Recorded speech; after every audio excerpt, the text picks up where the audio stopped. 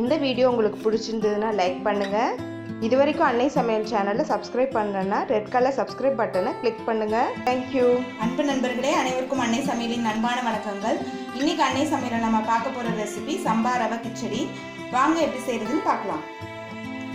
கடாயில் தேவையான அளவு நல்லெண்ணெய் ஊற்றி வச்சுக்கோங்க.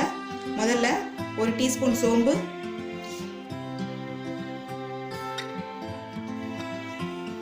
அடுத்து ஒரு பட்டை,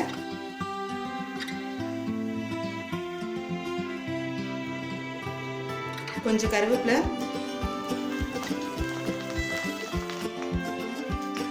அடுத்து கொஞ்சம் முந்திரி,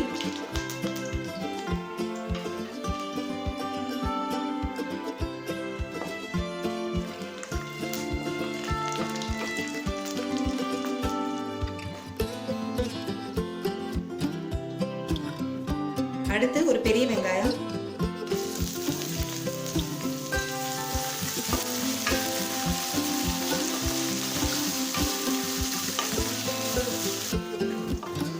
வெங்காயம் நல்லா வதங்கிடுச்சு. 1 டீஸ்பூன் இஞ்சி பூண்டு விழுது, 4 பச்சை மிளகாய்,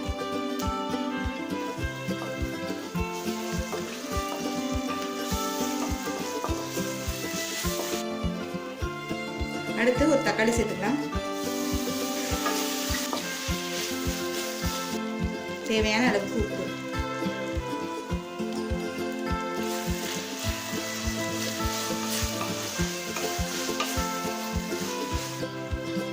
தக்காளி நல்லா வதங்கிடுச்சு. இப்போ அடுத்தது 1/2 கப் கேரட், 1/2 கப் பீன்ஸ், பட்டாணி இருந்தால் கூட நீங்கள் பட்டாணி சேர்த்துக்கலாங்க. காலிஃப்ளவர் கூட சேர்த்துக்கலாம், இல்லைன்னா உருளைக்கிழங்கு அது கூட சேர்த்துக்கலாம். இப்போ அடுத்து 1 டீஸ்பூன் மஞ்சள் தூள்,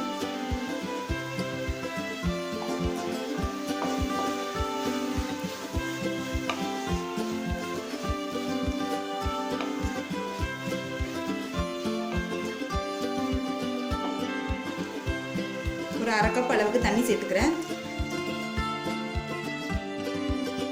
இப்போ கேரட்டும் பீன்ஸும் நல்லா வேகிற வரைக்கும் வெயிட் பண்ணலாம்.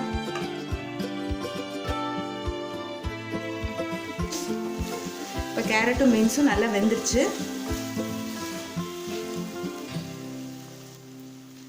இப்போ இதில் தண்ணி சேர்த்துக்கலாங்க.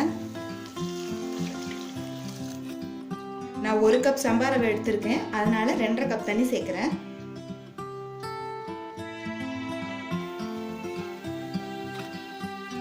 தண்ணி கொதிக்க ஆரம்பிச்சிருச்சுங்க. நம்ம சம்பா ரவையை சேர்த்துடலாம்.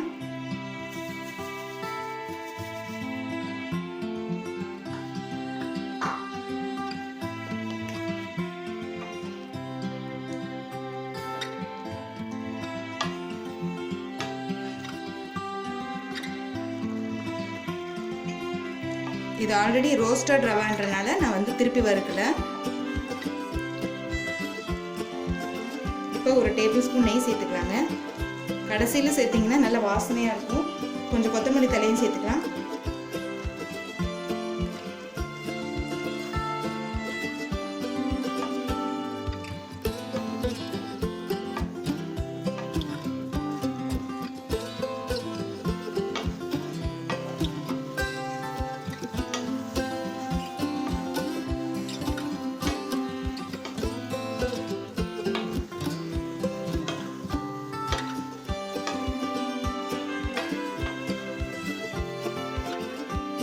ஒரு 10 நிமிஷம் ஸ்லோலே வச்சுருங்க.